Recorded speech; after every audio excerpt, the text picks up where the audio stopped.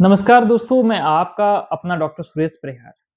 दोस्तों, एक बच्चे का मेरे पास में एक बहुत ही मार्मिक सवाल आया कि डॉक्टर साहब, हमारे परिवार में मेरे जो पिता हैं, वो हमारे घर के सदस्यों को, जैसे मेरी माँ को, बहनों को, भाई को या फिर यहाँ तक कि वो मेरे दादा को चाकू से जान से मारने की बात करते हैं, ऐसी धमकी देते रहते हैं। क्या हो सकता है? क्या वो वास्तव में कुछ ऐसा कर सकते हैं या फिर ऐसा वो क्यों कर रहे हैं?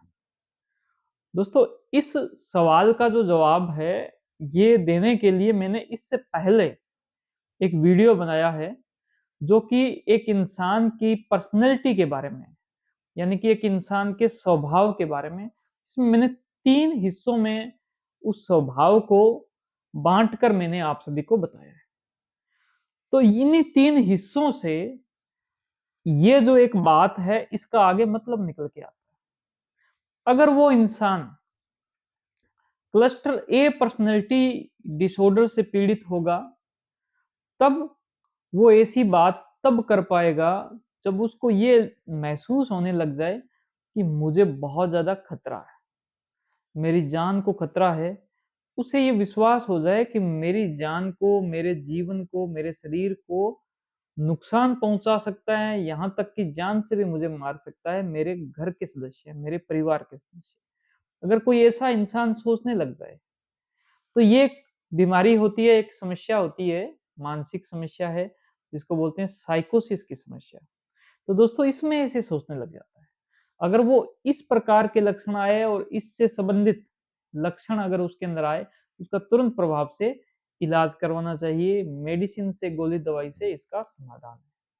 और इसके अंदर ऐसे गलत जो कदम उठाने की संभावना सबसे ज़्यादा रहती है।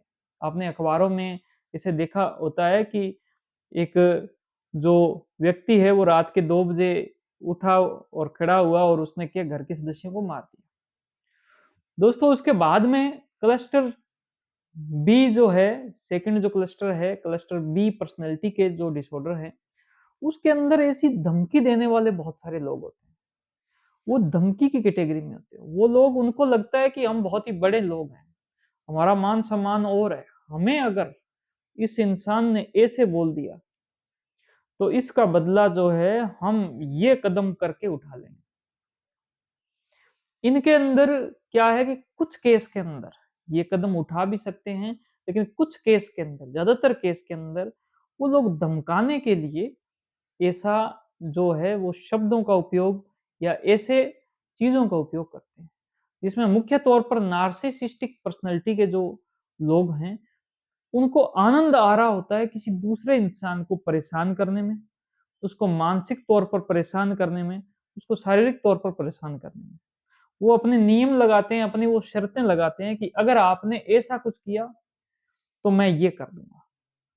तो उसी नियमों के तहत हो सकता है कि वो ये धमका रहे हों कि अगर आपने मुझसे पंगा लिया, मैं एक बहुत ही बड़ा इंसान हूँ, मैं बहुत ही महान इंसान हूँ। अगर मेरे से अगर आपने पंगा लिया, मेरे को अगर आपने कुछ गलत बोला, तो मैं जो है आपको जान से मार दूँगा। दोस्तों, तीसरा जो कारण इसमें हो सकता है, वो हम क्लस्टर सी पर्सनैलिटी के जो लोग हैं, उनके ऊपर अगर विचार करें, तो बहुत सी बारी वो लोग एंग्ज़ियस पर्सनैलिटी के लोग होते हैं। वो लोग डिप्रेसिव पर्सनैलिटी के लोग होते हैं। उनको बाहर जाना अच्छा नहीं लगता, उनको अंदर ही घर के अंदर अच्छा लगता है। हो सकता है कि उनके अंदर डिप्रेशन बहुत ज़्यादा हो गया हो, वो अवसाद में चले गए हों, उनका मन बहुत ही ज़्यादा उदास हो गया हो, उनको कुछ भी चीज़ों का अच्छा नहीं लगता। उनको लगता है जीवन में इतना अंधेरा है, इतना दुःख है, इतना दर्द है, इतनी परेशानी है।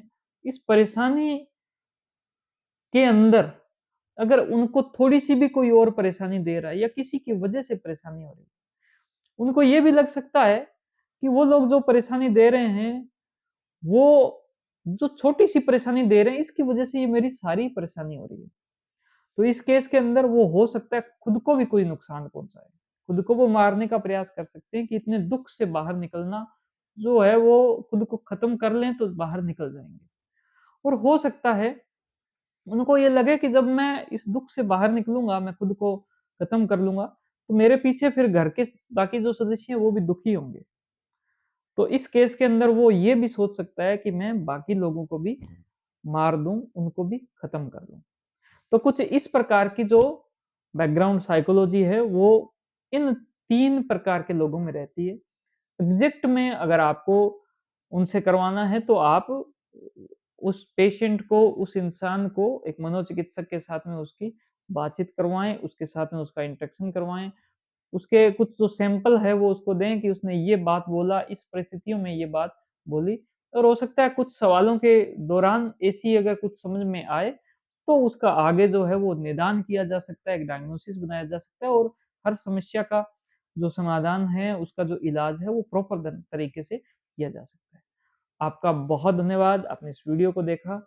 आपको जो भी जानकारी मिली है उसको आप औरों तक भी फैलाएँ और अगर आप किसी पर्सनैलिटी डिसऑर्डर से पीड़ित हो और उसमें भी टाइप बी या सी, तो इसके अंदर cognitive behavioural therapy, CBT therapy बहुत अच्छे से काम करती है। आप चाहो तो हमारी वीडियो के साथ में जो लिंक है वहाँ जाकर आप सीबीटी थेरेपी का जो कोर्स है वो भी आप ले सकते हो और अपने आप को बेनिफिट दे सकते हो। आपका बहुत धन्यवाद। अपनी बातों को मुझे कमेंट करें, इस वीडियो को लाइक करें अगर आपको अच्छी लगी हो तो। चैनल को सब्सक्राइब करें, फॉलो करें। Thank you. जय हिंद, जय भारत।